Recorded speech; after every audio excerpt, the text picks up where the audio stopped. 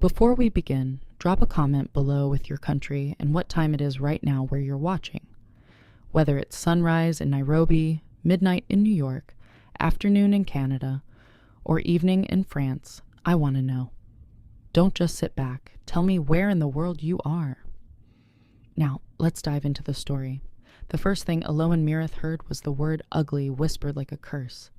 It slid through the Silver Hollow auction pavilion and wrapped around her throat tighter than the silver collar clasped at her neck. She stood barefoot on the raised marble platform, wrists trembling at her sides, while noble wolves circled below like buyers inspecting livestock. Candlelight caught the scar on her cheek and the uneven fall of her dark hair, and every flaw became spectacle. Silk dresses rustled, gold goblets clinked. Laughter rose in sharp waves. She did not look down. She refused to let them see her break. The auctioneer's voice boomed overhead, announcing her as unclaimed, untrained, unremarkable, a stray from Ashmore village. No dowry, no alliance, no beauty. The crowd murmured approval at her worthlessness. That was the point of this night. Wolves without status were displayed, priced, and bound to stronger packs. Elowen's heart pounded so loudly she thought it might echo across the hall. She told herself to breathe. Survive this. Just survive. The great iron doors opened with a thunderous groan, and the room fell silent as Alpha King Ronan Valor stepped inside. He wore black ceremonial armor etched with silver runes, his dark cloak brushing the stone floor like a shadow made flesh. His presence changed the air. Conversations died mid-breath. Even the torches seemed to lower their flames. Ronan's expression was carved from stone, cold, unreadable, bored. He did not come for love. He came for strategy.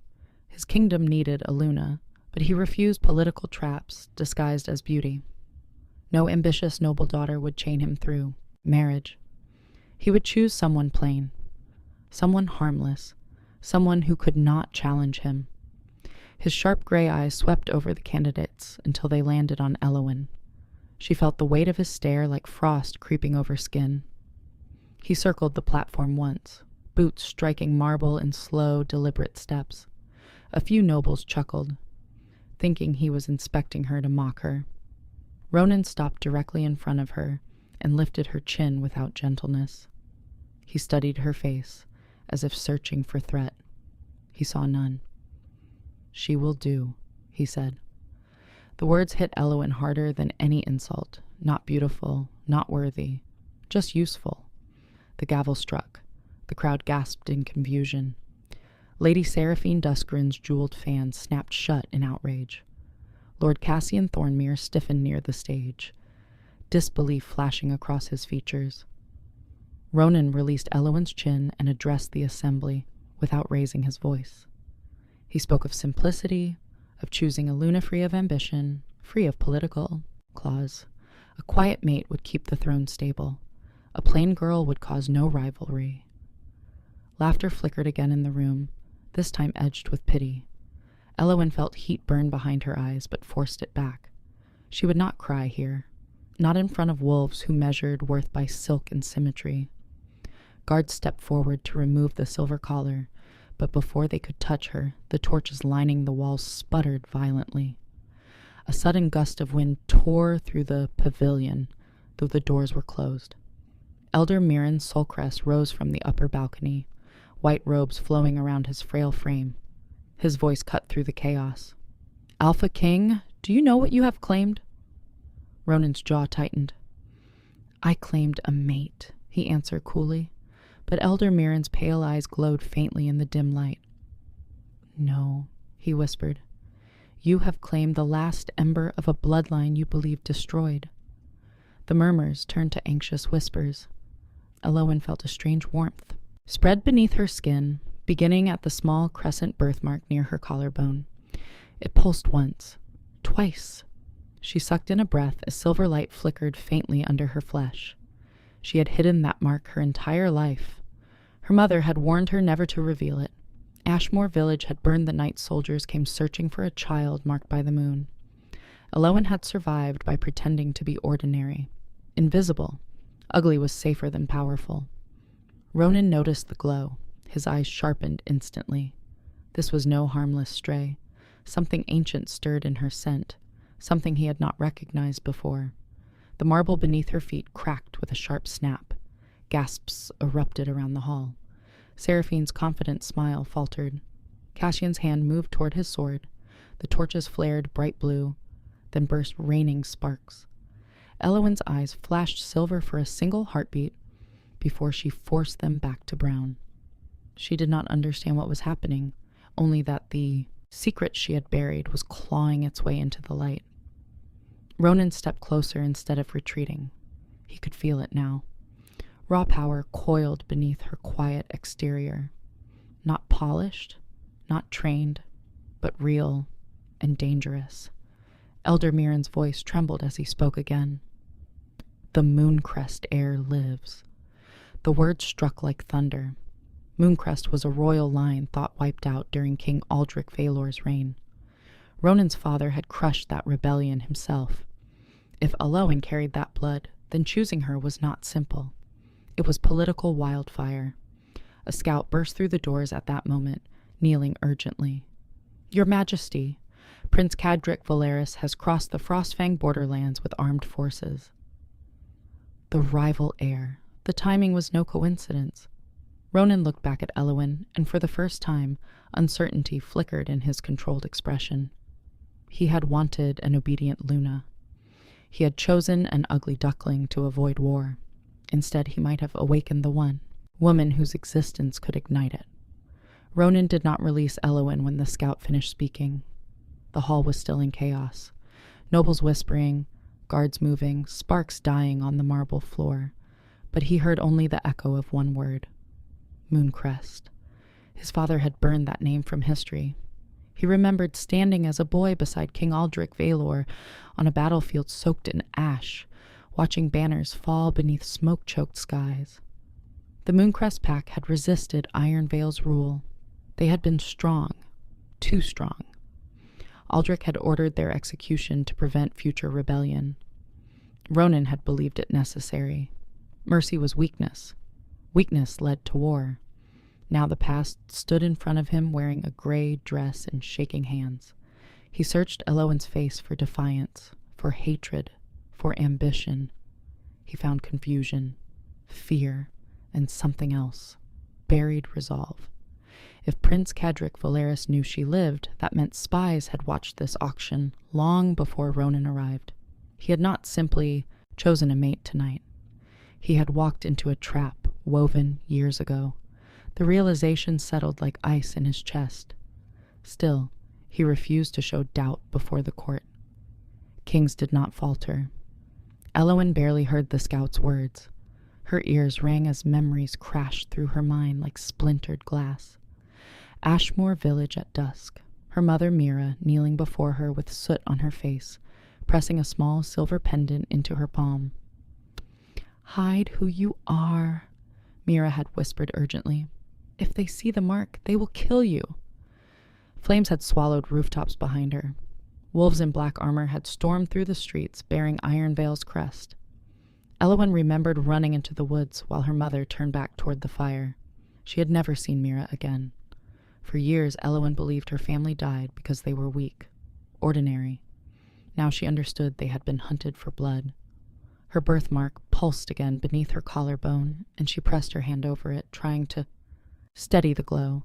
She did not want to be powerful. Power brought soldiers, power brought burning villages. She lifted her gaze slowly to Ronan, and their eyes locked. He was the son of the man who ended her world.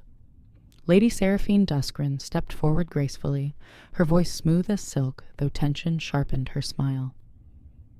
Your Majesty, surely this revelation requires reconsideration? She bowed slightly, but kept her chin high. Seraphine had expected to be chosen tonight. Her family controlled half the western trade routes. Becoming Luna would have sealed her influence. Instead, the throne had selected a nobody with hidden fire in her veins. Seraphine's mind moved quickly. If Elowen truly carried Mooncrest blood, fear could be weaponized. The court already murmured with distrust. Lord Cassian Thornmere added fuel to the unease. Sire, with Prince Cadric advancing, placing a rebel heir at your side may embolden enemies. His tone was respectful, but Ronan recognized the edge beneath it. Cassian had always been loyal to the crown, yet loyalty bent under opportunity. A divided throne meant room for ambition. Ronan raised a hand, silencing them both. "The choice stands," he said evenly. "Elowen Mireth is my mate." The declaration rang through the hall like a challenge. The tension snapped when a horn sounded from the citadel walls beyond the pavilion. Not ceremonial, alarm. The deep note echoed across Iron Vale like a heartbeat warning of approaching danger. Ronan turned sharply toward the doors. "Seal the gates," he commanded. Guards rushed out. The noble's composure cracked as whispers turned into urgent chatter. War felt closer now, pressing against stone walls. Ronan looked once more at Elowen. If Kadric's forces reached the capital, rumors of the Mooncrest heir would spread like wildfire. Elowen could become a banner for rebellion, whether she wished it or not. He stepped closer, so only she could hear him. "If you carry that blood," he said quietly, "you must decide now where your loyalty lies." The words were not cruel. They were direct. He needed truth. He needed certainty. Elowen swallowed hard. She had never pledged loyalty to Iron Vale. She had survived it. But survival was not the same as allegiance, and Kadric Valeris was not a savior. He was another alpha seeking power. Outside, wind howled against the pavilion towers as storm clouds gathered over Iron Vale. Elowen closed her eyes for one steady breath. She could run. In the confusion, she might slip away before dawn. But running had cost her everything once before. She opened her eyes again and met Ronan's unwavering stare. "I belong to no prince," she said softly. Her voice trembled at first, then steadied. "And I do not belong to ghosts." The words surprised even her. She was not her mother's fear. She was not Ashmore's ashes. Ronan studied her carefully. There was no lie in her scent, only uncertainty wrapped in courage. The horn sounded again, closer this time. Kadric was not waiting. Ronan straightened and addressed the court.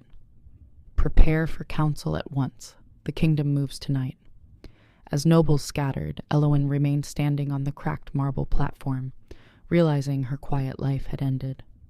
She had been chosen to avoid chaos. Instead, she had become its center. The war council chamber smelled of cold stone and burning oil when Ronan entered, his boots echoing sharply across the circular floor, etched with ancient pack sigils. Elowen followed 2 steps behind him, every noble eye turning toward her as if she carried flame in her palms. The long obsidian table was already crowded. Maps of the Frostfang borderlands lay unfurled, marked with red stones to show Kadric Valeris's advancing forces. Stormlight flashed through the high windows, throwing silver streaks across armored shoulders. Ronan took his seat at the head of the table without hesitation, but he did not dismiss Elowen. Instead, he gestured for her to stand at his right side. Public acknowledgement. The room shifted uneasily. Cassian's jaw tightened. Seraphine's fingers tapped against polished wood. Ronan spoke calmly, outlining defensive positions, gate reinforcements, and scouting rotations. His voice was steady, measured, controlled. Yet beneath that control ran calculation. If Kadric was marching already, he must know about Elowen. The auction had been bait. Ronan now understood he had not walked into coincidence. He had walked into a design, years in the making. Elowen studied the map despite herself. She had never seen Iron Vale's defenses laid out so clearly. Lines of supply, border watchtowers, river crossings, everything precise, strategic. Her father had once traced similar maps in ash on the dirt floor of their cottage when she was small, teaching her about territories and trust. The memory startled her. She had nearly forgotten that he was not just a farmer. He had been Mooncrest's strategist. Pieces aligned painfully inside her mind. Her family had not been simple villagers. They had hidden in Ashmore to escape attention. She remembered the way her father's voice dropped whenever strangers passed through town. The way her mother always kept her birthmark covered. Elowen's pulse quickened. If Kadric believed she was the rightful heir of Mooncrest, He would not stop at the border. He would burn Unveil to claim her. The realization chilled her more than the storm outside. This was not about revenge. It was about power disguised as loyalty to a fallen name. Cassian leaned forward, pointing at the map. We fortify the eastern ridge and meet them before they reach the lower pass. Strike fast. Strike hard. His suggestion carried aggression, confidence. Ronan listened without interruption. Then Seraphine spoke smoothly. Or we send terms. Delay them. If Prince Cadric believes he can negotiate through this revelation, her gaze flicked toward Elowen, he may pause long enough for us to strengthen our alliances. The room murmured in consideration. Ronan folded his hands. Cadric does not pause, he said quietly. He advances. He knew the rival prince well. Ambitious, calculated, ruthless when necessary. Elowen's presence would only sharpen that hunger. Ronan turned slightly toward her. What would he want? The question shocked the room into silence. Aluna, who had been chosen hours ago, was being asked for counsel. Elowen felt every stare like a blade. She hesitated only a second before answering. He will not attack the gates first, she said softly. He will strike the villages beyond the ridge, force you to divide your strength. Several heads turned back to the map. Cassian frowned. Why would he waste time? Elowen swallowed but held firm. Because fear travels faster than armies. If the border villages fall, panic weakens the capital before the first sword reaches these walls. Her father's lessons echoed clearly now. Ronan studied her profile, noting how certainty replaced earlier confusion. She did not speak from guesswork. She spoke from experience. Elder Mirren, who had remained silent until now, nodded faintly. The girl seized the board. Ronan rose slowly from his chair. Then we move before he does. Orders flew across the chamber. Riders dispatched, signals prepared. The council fractured into motion. As nobles hurried out, Cassian lingered, his gaze resting too long on Elowen.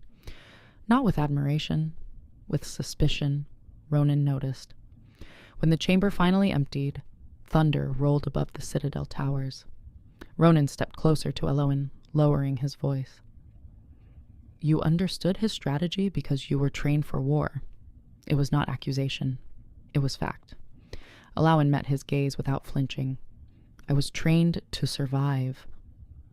For a moment, something unspoken passed between them. Recognition of shared burden. Neither had chosen the roles, carved into their lives. Ronan extended his hand unexpectedly, not as king, as partner. Then survive this with me, he said quietly. Elowen hesitated only briefly before placing her hand in his. The contact sent a strange current through both of them. Unexpected, unsettling, undeniable. Outside, the storm finally broke, rain slamming against the citadel walls as if war itself had arrived early. And far beyond the Frostfang borderlands, Prince Cadric Valeris smiled as the first border village lights flickered out in darkness. By dawn, smoke rose from the eastern horizon like a warning written across the sky. Ronan stood on the highest tower of Unveil Citadel, rain still clinging to his dark hair, watching the distant gray plume stain the morning light. The first border village had fallen exactly as Elowen predicted. Messengers arrived breathless before sunrise, reporting fires, shattered gates, and Cadric's banners planted in frozen soil. The villagers were not slaughtered. They were spared, deliberately, released to run west carrying terror in their eyes, fear as strategy. Ronan felt a flicker of reluctant respect for the rival prince. Calculated, efficient. He turned as Elowen stepped onto the tower balcony, wrapped in a simple cloak the servants had provided. She looked smaller against the vast stone walls, but there was nothing fragile in her gaze. She saw the smoke. Her jaw tightened. This was her fault, the whispers would say. The Mooncrest air brought war. She felt the weight of that narrative settling already. Ronan spoke before she could retreat into guilt. You were right. 2 simple words. No mockery, no hesitation. For Elowen, they felt heavier than praise. Inside the lower courtyard, chaos unfolded. Refugees poured through the gates, families clutching children, elders limping, wolves carrying what little they could salvage. Guards directed them toward shelter halls while healers moved quickly between the wounded. Alowan descended from the tower without being summoned. She did not ask permission. She moved through the crowd quietly, offering water, steadying shaking hands, listening. A little girl with soot-streaked cheeks stared up at her. "They said the moon air is here," the child whispered fearfully. "Is she going to bring more fire?" The question pierced deeper than any blade. Alowan crouched, brushing dirt from the girl's sleeve. "No," she said softly. "She's going to stop it." The words surprised her. They were not a plan. They were a promise she had not known she was ready to make. Across the courtyard, Seraphine watched the exchange with narrowed eyes. Compassion earned loyalty faster than silk gowns ever could. That made Alowan dangerous in ways Seraphine had not anticipated. Cassian approached Ronan near the armory entrance, lowering his voice so others would not hear. "Your Majesty, fear is spreading faster than we can contain it. Some already blame her." He did not need to say Elowen's name. Ronan's gaze tracked her movements across the courtyard as she helped an elderly man sit. "Blame is easy," Ronan replied. "Leadership is not." Cassian hesitated before pressing further. "If Kadric's goal is to force a confrontation, he will push closer by nightfall." Ronan nodded. He had already ordered cavalry to reinforce the second ridge, but a direct clash would spill blood across fields meant to feed his people. He hated unnecessary loss. His father had believed fear kept a kingdom strong. Ronan had learned differently. Fear fractured from within. He turned sharply. "Prepare the northern battalion. We ride at dusk." Cassian blinked in surprise. "You intend to meet him personally?" Ronan's answer was simple. "Yes. A king who hides invites rebellion. A king who fights earns loyalty." Elowen felt the shift in the air before the announcement reached her. Wolves moved with sharper purpose. Armor clinked. Horses were saddled. She found Ronan near the stables, adjusting leather straps across his chest plate. "You're leaving," she said quietly. It was not accusation. It was understanding. Ronan glanced at her only briefly before tightening the final buckle. "Kadric wants spectacle. I will deny him the capital." Elowen stepped closer, heart pounding. "He wants me." Ronan's jaw flexed. "He will not have you."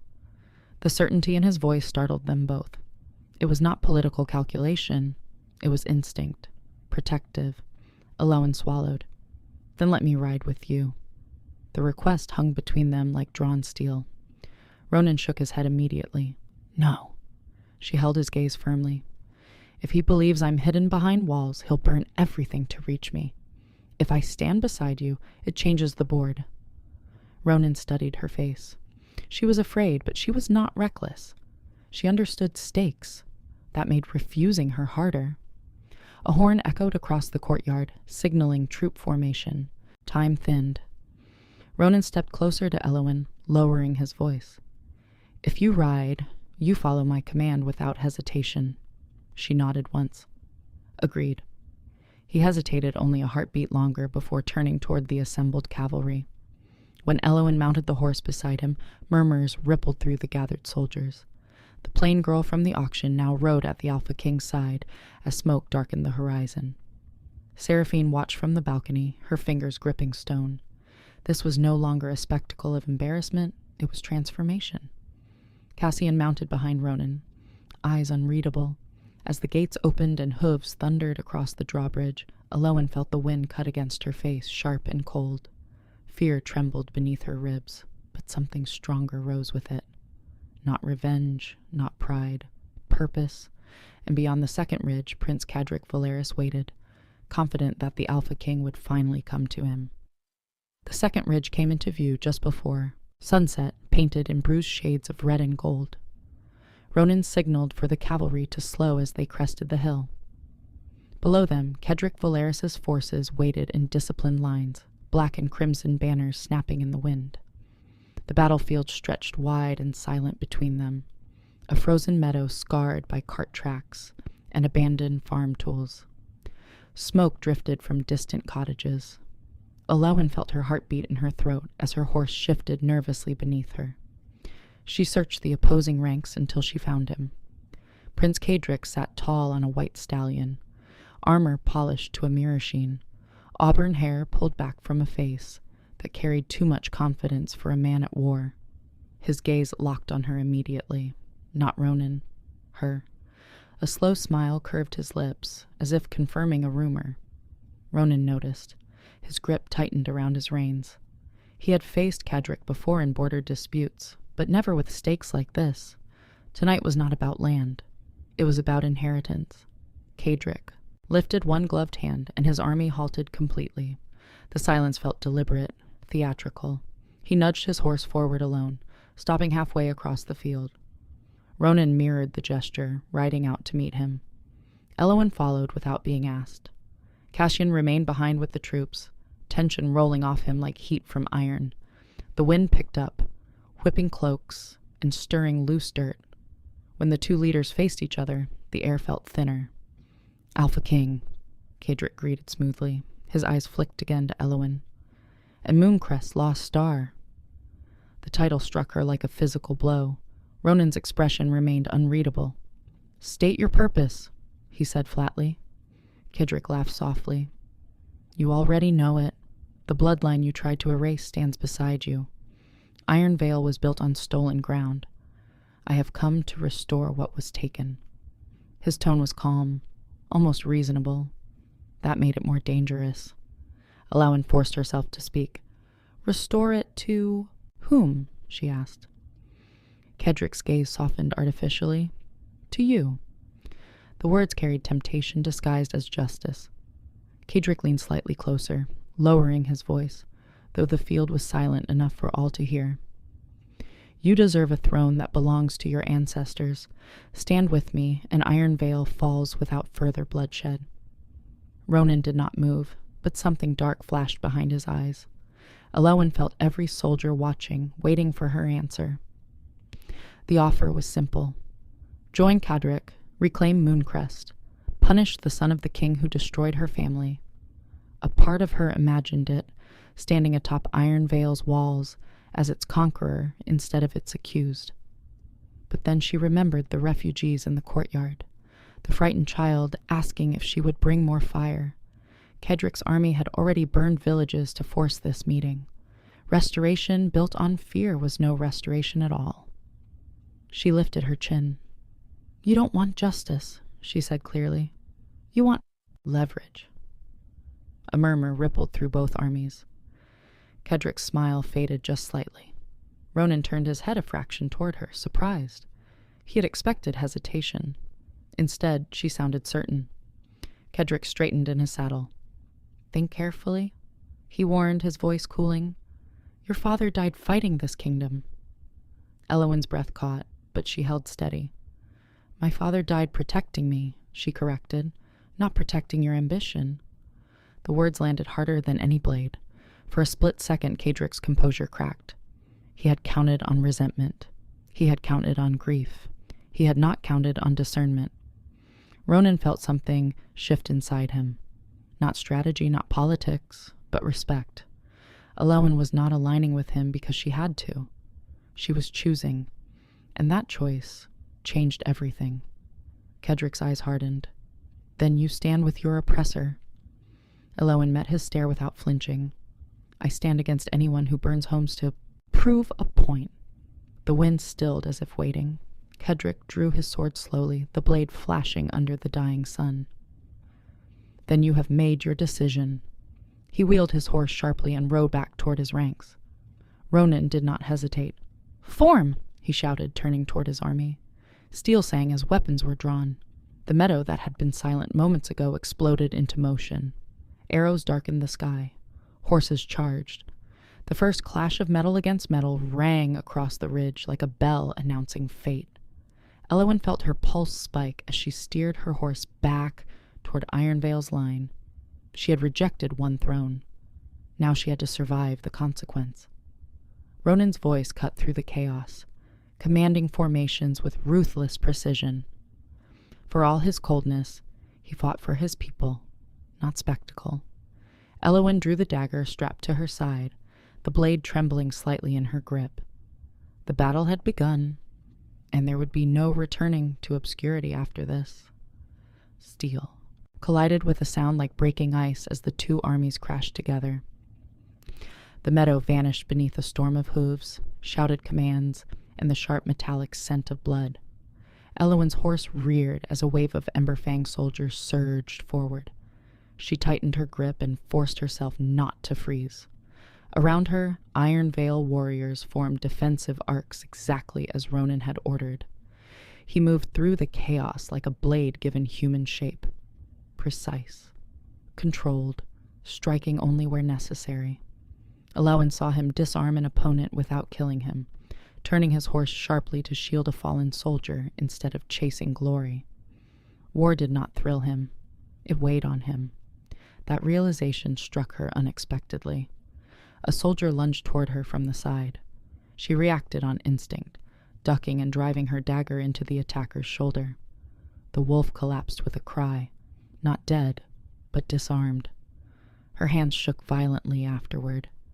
She had trained once, long ago, but never like this, never surrounded by screams.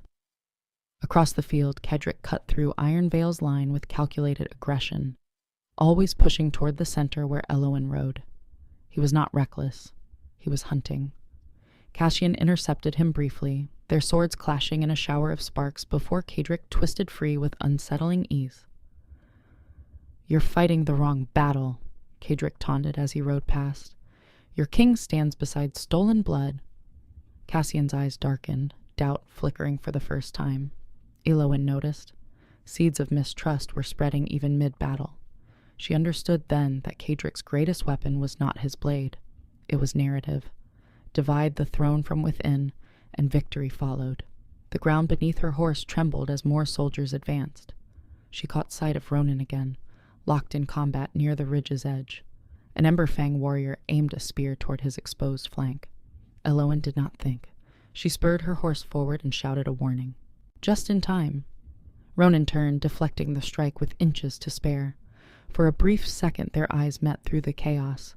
Gratitude flashed there, quick and unspoken. But the moment shattered when a horn sounded from the northern tree line. Elowen turned sharply. More Emberfang soldiers emerged from the forest, flanking Unveil's position. Kedrick had anticipated Ronan's defensive pattern. Panic rippled through Unveil's ranks as the formation began to buckle. Ronan barked new orders, trying to pivot the lines before they collapsed entirely. Cassian rode up beside him, breathless. "They're splitting us." Ronan's jaw tightened. Retreat would mean abandoning the ridge and giving Kedrick a clear path to the capital. Advance would mean heavy casualties. Elowen's gaze scanned the field desperately, searching for anything overlooked. Then she saw it. The narrow ravine cutting through the meadow's far edge, partially hidden by tall frost grass. Her father had once taught her that terrain wins wars faster than swords. "There!" she shouted over the noise, pointing toward the ravine. "Force them into the ravine!" Ronan followed her line of sight instantly. The narrow passage would compress Kedrick's larger force, neutralizing their numbers. It was risky. It required speed and coordination. But it was possible. Ronan did not question her. He trusted the strategy. "Drive them east," he commanded, voice thunderous. Unveil's cavalry pivoted sharply, pressing forward in a controlled surge that funneled Emberfang troops toward the hidden drop. Kedrick realized the shift too late. The ground beneath his front line crumbled into the shallow ravine, creating chaos among his soldiers. Horses stumbled. Formations fractured. The advantage thinned. Elowen felt adrenaline surge as the tide turned inch by inch. This was not brute strength. It was precision. For the first time since the battle began, hope cut through fear. But Kedrick was not. Finished. With a furious shout, Kedrick broke through the confusion and charged directly toward Elowen. He did not aim for Ronan. He aimed for her. His blade flashed as he closed the distance with terrifying speed. Elowen's horse stumbled backward as Kadric's sword knocked her dagger from her hand. The impact jarred her arm numb. She nearly fell from the saddle. Kedric's eyes burned with frustration and hunger. "You should have chosen wisely," he snarled. Before he could strike again, Ronan intercepted him with a force that rang across the meadow like thunder. Their swords collided in a violent arc of sparks. The armies seemed to fade for a heartbeat as the two leaders faced off at last. Elowen clutched her reins, breath ragged, watching the duel unfold. This was no longer about land or bloodlines.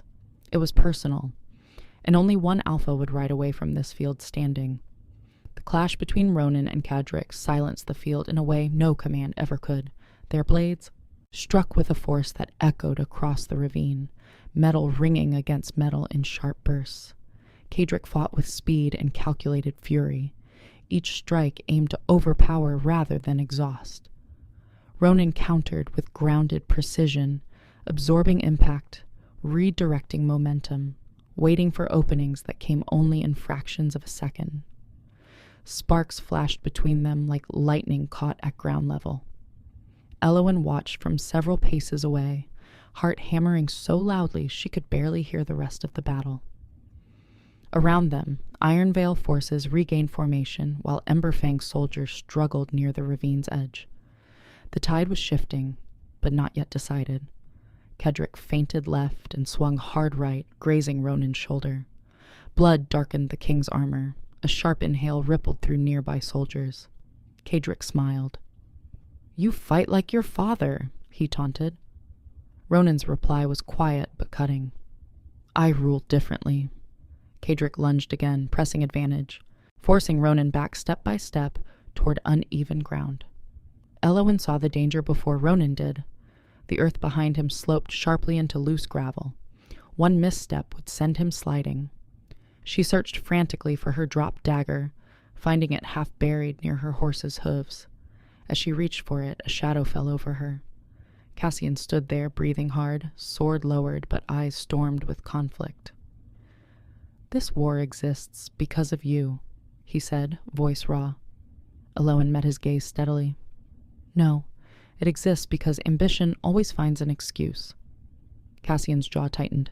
He looked from her to the battling alphas. If Ronan falls, Unveil fractures. It was not accusation. It was fear. Elowen understood then that Cassian's loyalty was not to pride, but to stability. "Then help him," she urged quietly. Something resolved in Cassian's expression. He turned and rejoined the fray, cutting down two Emberfang warriors who tried to circle behind Ronan. Kadric pressed harder, frustration sharpening his movements. "You think she chose you?" he snarled between strikes. "She chose safety." Ronan blocked, twisted, countered. "Choice is earned," he said evenly, slamming his blade against Kadric's guard. The impact forced Kadric back one step, then another. Gravel shifted beneath their boots. Elowen felt something stirring beneath her skin again. The same warmth from the auction night, stronger now, responding to threat and emotion. Her crescent birthmark burned faintly through fabric.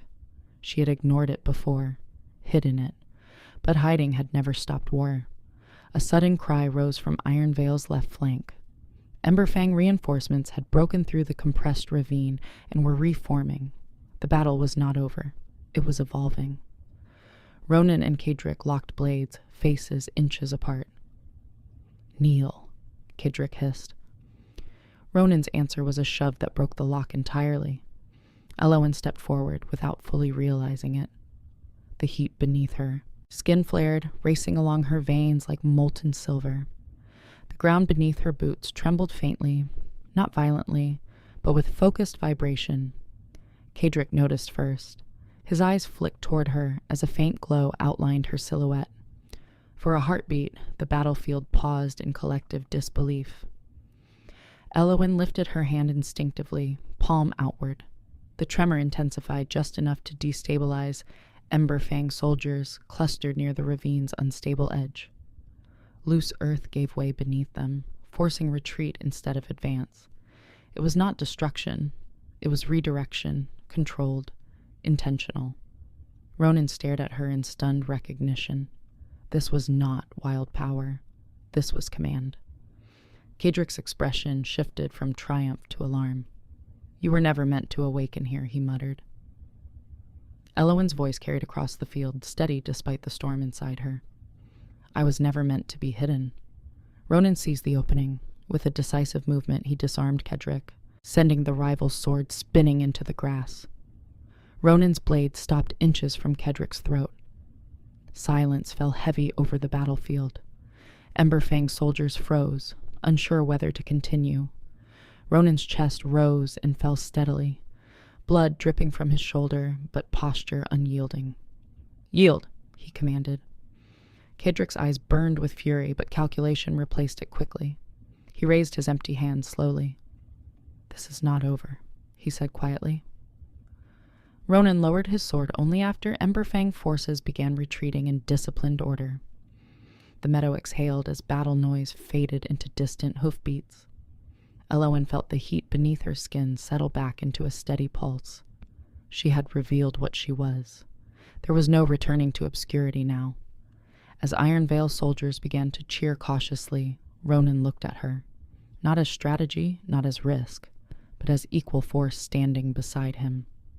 The battlefield quieted slowly, like a storm losing breath. Emberfang forces retreated beyond the ridge in disciplined lines, carrying their wounded but leaving their pride behind. Ironveil soldiers stood scattered across torn earth, stunned by survival more than victory. Ronan lowered his sword fully and turned toward Elowen, his expression unreadable but intense. She stood where she had stepped forward, cloak fluttering against wind that now felt calmer. The faint glow beneath her skin had faded, yet something had shifted permanently in the air around her. Soldiers were watching, not with mockery, not with suspicion, with awe.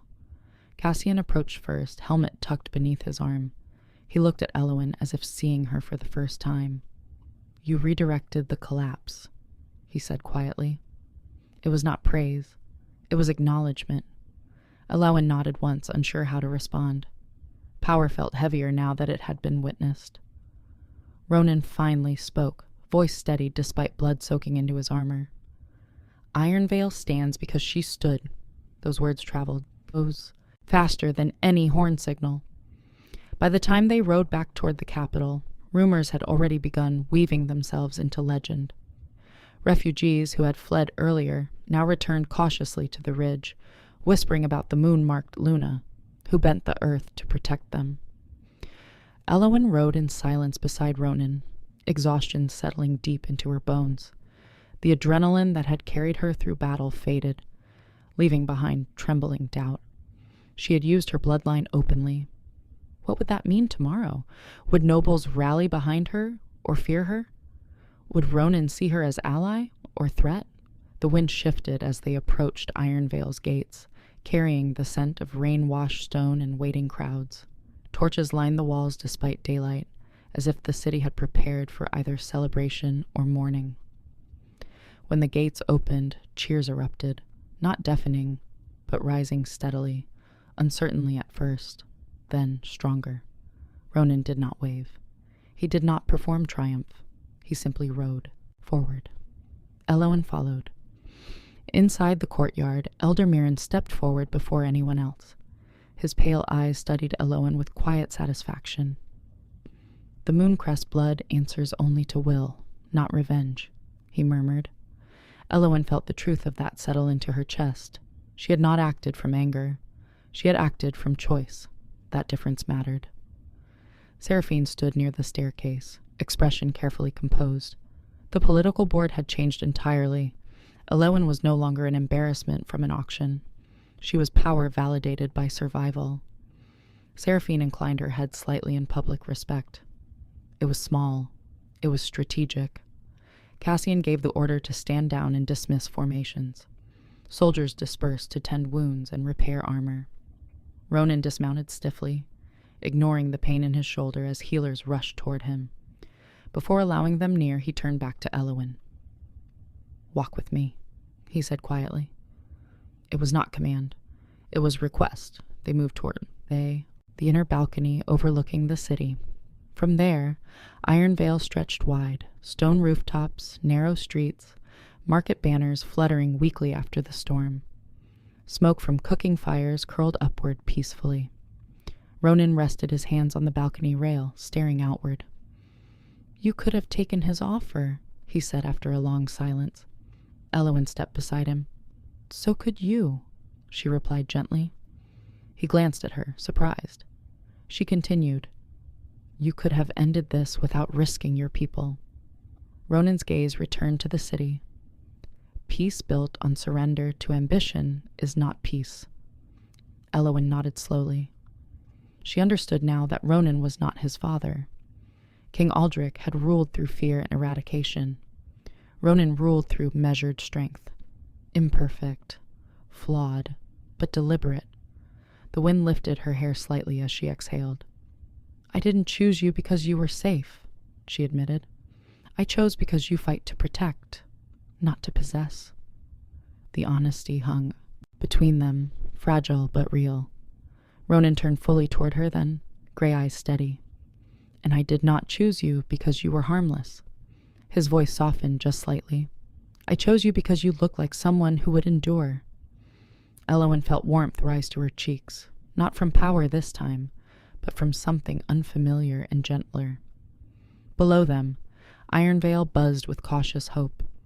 Kadric had retreated, but not surrendered his ambition. This war was paused, not ended. Yet something foundational had shifted today. Elowen was no longer hiding behind ugliness as shield. Ronan was no longer ruling alone behind walls of control.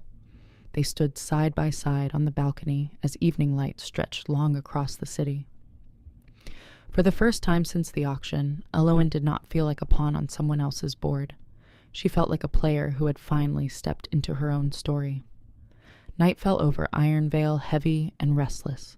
The city slept lightly, as if afraid the ground might shake again before dawn. Torches burned longer than usual along the citadel walls, and double patrols circled the outer gates. Ronan stood in the strategy chamber long after healers stitched his shoulder, studying reports brought in by scouts tracking Kadric's retreat. The rival prince had not scattered. He had regrouped beyond the Frostfang River. That meant planning, not surrender. Cassian delivered the final update and lingered a moment. "He's waiting," Cassian said quietly. Ronan nodded. "So are we." But when Cassian left, Ronan remained still, eyes distant. He understood Kadric well enough to know this was not merely about territory. Pride had been wounded. Pride retaliates. A knock sounded against the chamber doors. Elowen stepped inside without ceremony, her expression thoughtful rather than afraid. "He won't accept defeat," she said softly. Ronan did not ask how she knew. He felt it too. Elowen moved toward the table and rested her hands on the map.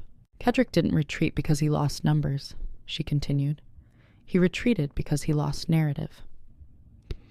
Ronan looked up sharply. She met his gaze steadily. "He offered me restoration. I refused. That weakens his claim to righteousness. He needs something louder now." Ronan's jaw tightened. "An assassination," he said flatly. The possibility hung heavy between them. Kill the Alpha King and chaos fractures Iron Veil from within. Blame Mooncrest blood. Seize control under the guise of stability.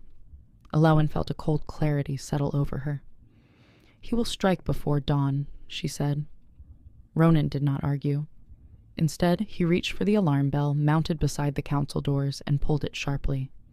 The deep clang echoed through the citadel. Guards would shift immediately. Cassian would respond.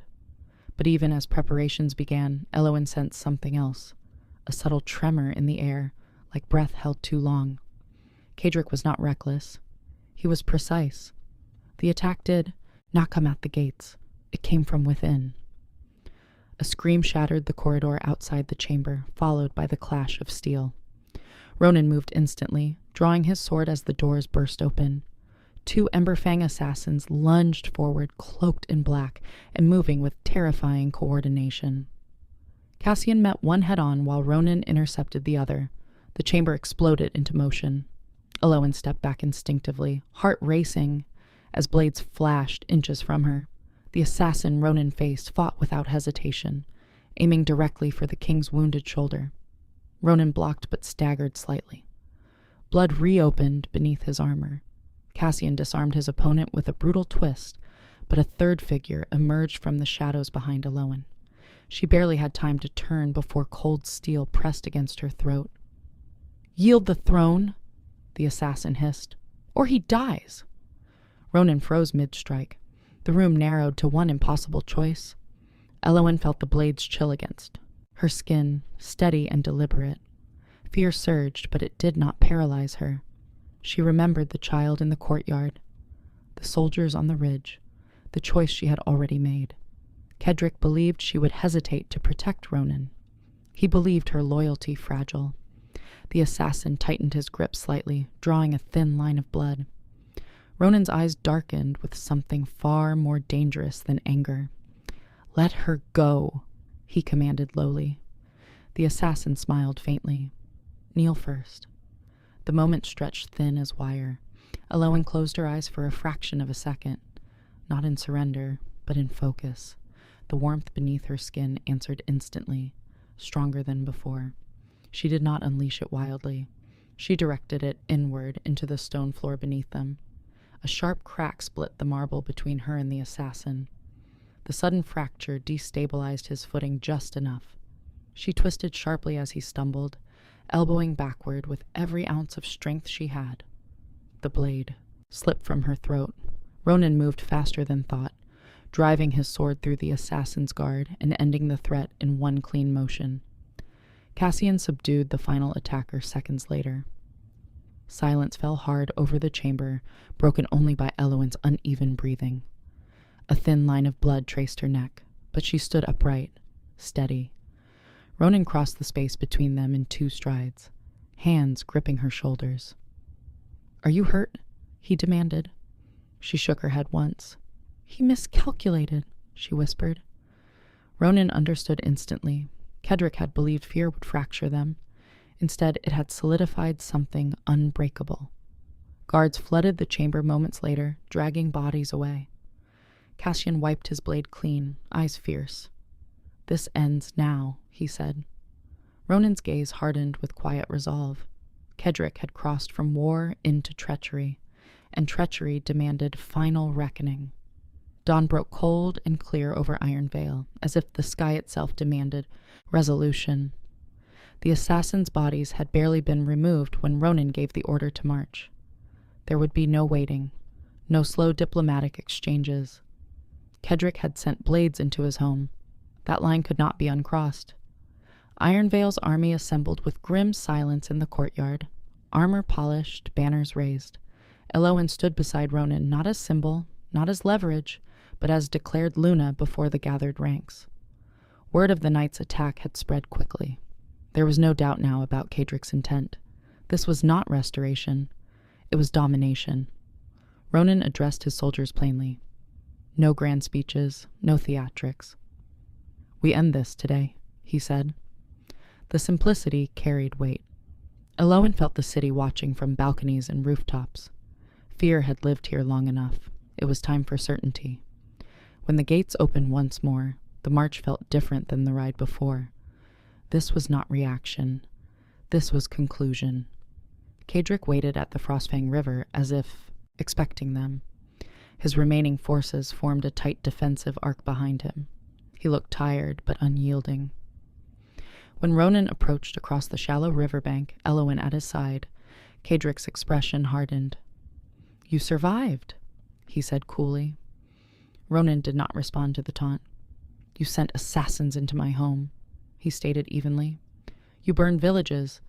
You sought to divide my kingdom." Kedrick's gaze flicked to Elowen. "And you shelter stolen blood." Elowen stepped forward before Ronan could answer. "My blood was never yours to claim," she said calmly. The river wind tugged at her cloak as she continued. "You speak of justice, yet you use fear. You speak of restoration, yet you build on ashes." Kedrick's jaw flexed. "I offered you a throne." Elowen met his eyes without wavering. "You offered me power without peace." The words settled like stone between armies. Kedrick drew his sword again, slower this time, not in fury, in inevitability. Then, "There is nothing left but strength," he said. Ronan dismounted, handing his reins to a soldier without looking away from his rival. Agreed. The armies did not charge. This would be decided between alphas. The riverbank grew silent except for wind-brushing water. Ronan and Kedrick circled each other carefully, boots pressing into damp earth. Their blades met with controlled intensity. No wild swings. No wasted motion. Each man understood the weight of this duel. Elowen watched closely, heart steady now, rather than frantic. She trusted Ronan, not blindly, but knowingly. Kedrick attacked first, testing defenses, pushing forward aggressively. Ronan countered with measured strikes, conserving energy. The duel stretched longer than the one on the ridge, sweat mixed with river mist. Steel rang again and again. Neither man yielded ground easily. Finally, Kedrick overextended in a forceful downward strike meant to end it. Ronan stepped aside at the last second, twisting his blade, up, chest heaving, pride warring with up, chest heaving, pride warring with reality. "Kill me," he spat. Ronan's grip tightened slightly, but he did not strike. "If I kill you," Ronan said quietly, "your followers call you martyr. They fight on in your name." Kedrick's eyes flickered. He understood the strategy. Ronan lowered the blade just enough to signal control without execution. Yield, publicly, end this. The moment hung heavy. Finally, Kedrick exhaled sharply and dropped to one knee. "Emberfang yields," the declaration echoed across the riverbank. Soldiers lowered their weapons slowly. War dissolved not with a scream, but with surrender. When Unveil returned home that evening, the city did not erupt in wild celebration. It exhaled. Markets reopened cautiously. Children ran through streets, without glancing over their shoulders. Ronan stood once more on the balcony, overlooking his kingdom. Elowen beside him. The scar on her neck had already begun to fade. The birthmark beneath her collarbone pulsed softly, not as warning, but as quiet presence. "You were never an ugly duckling," Ronan said after a long silence. Elowen smiled faintly. "No," she replied. "I was just hidden." Below them, Unveil's torches glowed warm instead of fearful. The mating auction had begun as humiliation. It ended in transformation. A king who sought obedience had found strength. A girl who hid her blood had chosen her own path. And in that choice, a kingdom changed. Not through fear, not through revenge, but through partnership forged in fire and sealed in peace. If this story moved you, comment, "I choose strength" below.